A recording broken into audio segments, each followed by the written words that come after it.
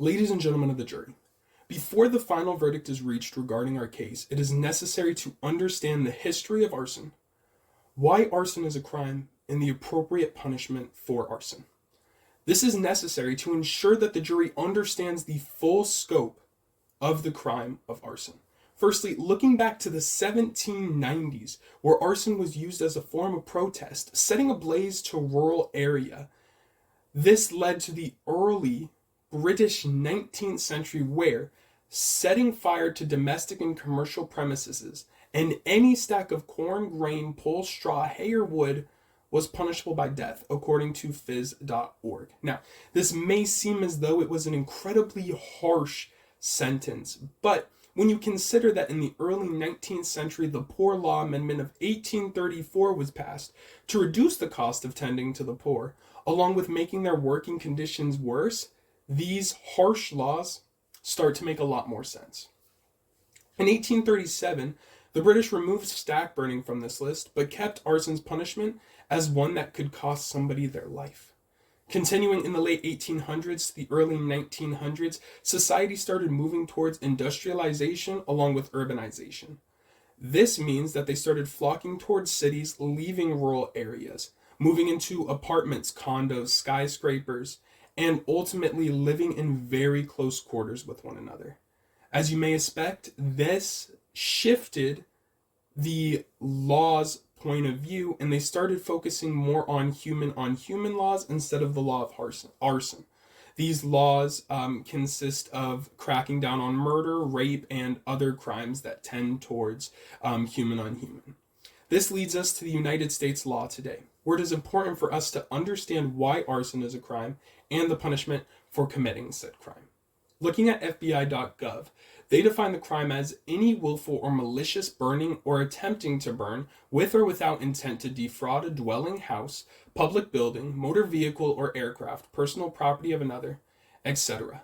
By dissecting this legal definition, we could see why arson is a crime. The two words I want to focus on are malicious and defraud.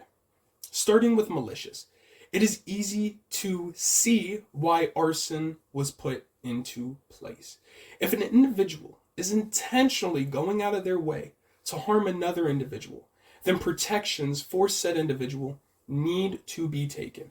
We can look at John Locke, where John Locke famously talked about how one's freedom should not impact another person's ability to exercise their freedom. This is exactly what somebody who commits arson would be doing. They would be impacting another person's ability to exercise their right to their freedoms, including their property and their happiness. Now, if we look at defraud, a law needs to be put in place to protect the insurance companies that give large amounts of insurance policies to businesses. If no law was put in place, then there would be nothing stopping a greedy businessman from burning down their own premises and taking all of the insurance money away from the insurance companies just so they can see more value go into their own pockets. Now, but there are also a multitude of different ways that you could show why arson is a crime looking at that definition. Those are just the two that I primarily noticed. Now that we understand the history of arson and the reason arson is a crime, we can finally go over the punishment for arson. Looking at ARS 13-1703, arson of a structure is a class 4 felony. Arson of property is a class 4 felony if the property had a value of more than $1,000.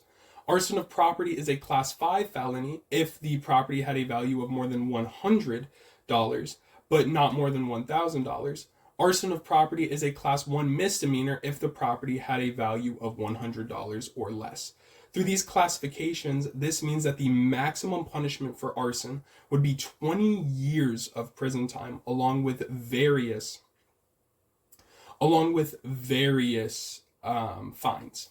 Now that we understand all of the information regarding arson, I hope this gives you a better perspective on the facts presented within the case to help you make a more informed decision on what you